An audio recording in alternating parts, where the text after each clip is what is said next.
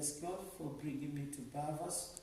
This is the church where the Hebrides 1949 revival started, and it started in Bavas with the two people of God praying and fasting. Before the war, there was a revival.